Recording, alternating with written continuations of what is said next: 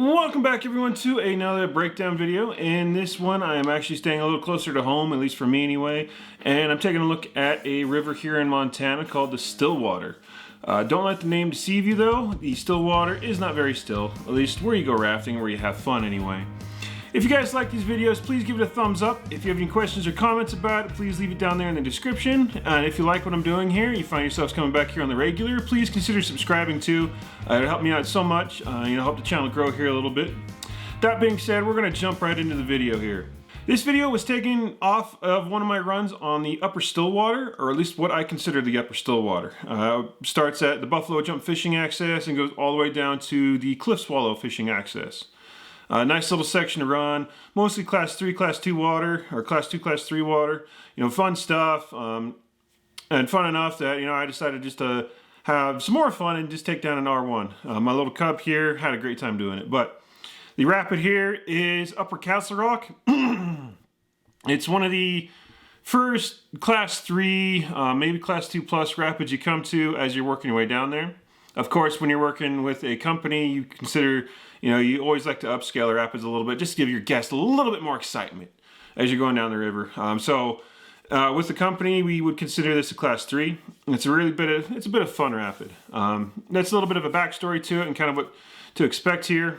And now we're going to jump into a little bit of a breakdown of it. Castle Rock, a big marker for Castle Rock is the Castle Rock Cliff here, up there on the cliff wall, river right side, way up there. That's one of the biggest markers. You can tell when you're getting to Castle Rock here. Another one is the flat trees over here on the left side. The trees sitting right next to the water. Excuse me. And the grass line right there on the water. Another big marker. Another one is this big eddy pool right here that my boat's coming up to. Nice big spot. The current wraps around to the left and creates this eddy over here on the right side. All right, before we go into the Upper Castle Rock itself, nice spot to gather your boats back up if you get a little spread out. Nice spot again to take a look at the rapid. You don't necessarily scout this rapid that much. It's a nice read and run a little bit of splashy, a little bit of fun stuff here.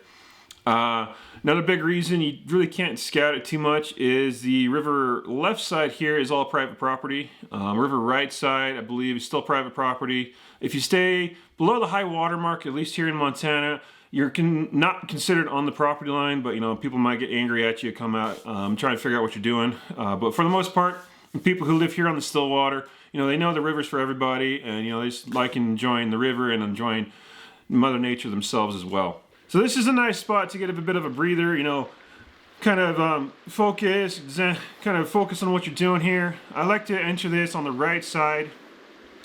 Just follow the current from the eddy on the right side like I'm doing here. There are some big boulders in the middle of the rapid. That's why I like to go to the right side. Not too far right, but definitely on the right side. And that right there, that crashing wave is my marker. If I go through that and stick right, center right a little bit, maybe more to the right side, you have a great splashy run through the rapid. Again, there's some big boulders in the middle you really want to avoid. One of which we call crystal, and it's definitely a rock you want to avoid. But splashing right through my marker there, nice brace.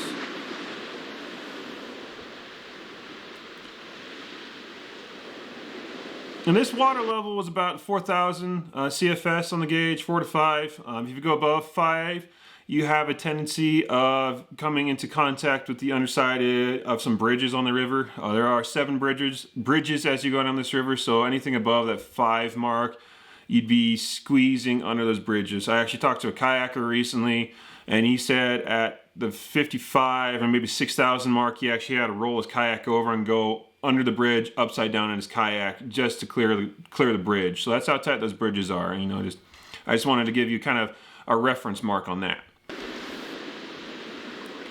But again, staying more right side here. There's the first big rock there on the left. Fun little splashes here and there. You really can't tell too many of the rocks at this water level, but they are there. Again, this is more on the high side of it all. And this big, that one right there, the rapid boost just before I turn in the eddy there, that'd be the last hit of Upper Castle Rock. It's not terribly bad as long as you stay right side and just work your way straight through the splashes and the hits there. Usually there's 3 good hits you can take as you're going through there. Just watch out for those. It's a great time going through it. And one of the best views on the river, at least this section of the river, is looking back up here through Upper Castle Rock. It's just a great time. This eddy where I stopped is a nice spot, you know, to recollect your boats. Nice spot to set a spotter, or you know, just to have somebody sit there, making sure everybody's getting through there. I actually use this eddy as a bit of a photography eddy. I like to pull in there, pull my camera out, take photos of people coming through or videos, and you know, it's a nice little spot to hang out and wait for other boats to come through. Of course, that is it when I get out of my boat anyway.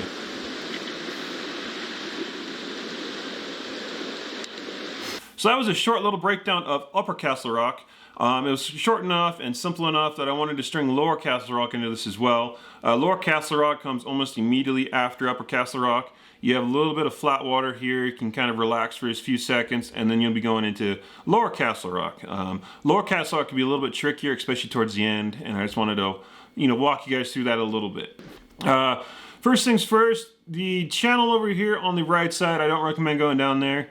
It's usually full of wood and sticks and pretty shallow, so unless you're scouting it or unless you're just wanting to go exploratory, extremely cautious, I do not recommend going down that way. I've never gone that way myself, and just from looking at the top of that with all those sticks and logs up there, it would not be a fun time. Getting into Lower Castle Rock here, you'll see a lot of shallow rocks just barely sticking out of the water. A lot of the time the Stillwater is pretty clear, but sometimes the rain comes down or some mudslides up by the mine. The mine doesn't dump stuff into the river anymore, but every so often it's a little slough up there can cause the water to get a little muddy.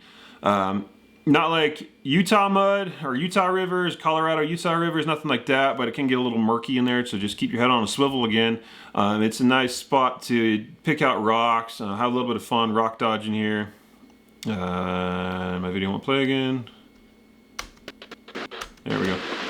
My computer's having a fun time right now. But shallow rocks all the way through here. There's a few over there on the left. This one, I kind of like to stay right side again, dipping and dodging between all these rocks.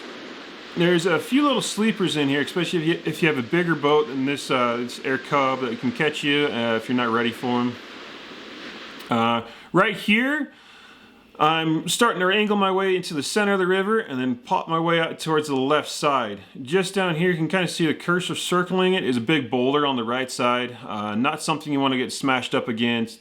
You got plenty of time to make it away from there, although if you don't make it away from it, you'll be hitting it and it will not be a fun time.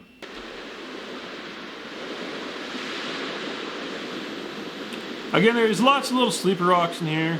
There's one right there.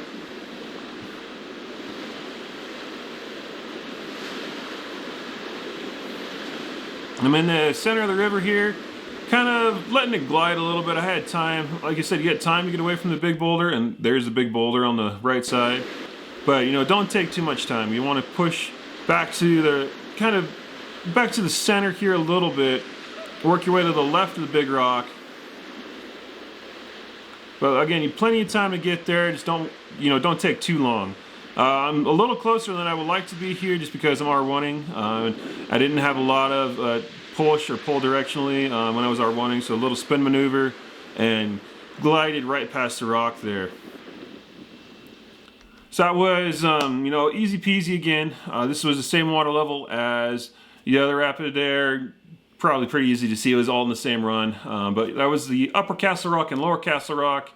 There's a nifty little campground over here on the left side of Lower Castle Rock too, so if you ever come over there, you can camp at Castle Rock Campground and run the Stillwater. There's 3 sections that are commercially run on it, but you can kayak up above the dam all the way down to the Yellowstone and into Columbus. It's a really fun run. If you do the long run, it could take you all day to do it, but it'd be a great run to do. I haven't done it myself, but yeah, I want to at one point in time. or at some point in time, excuse me. That was just a quick little breakdown of Upper Castle Rock and Lower Castle Rock. Again, if you guys enjoy this video, please give it a thumbs up. If you guys have any questions or comments, please leave them down there in the comment section, and I will catch you guys in the next video.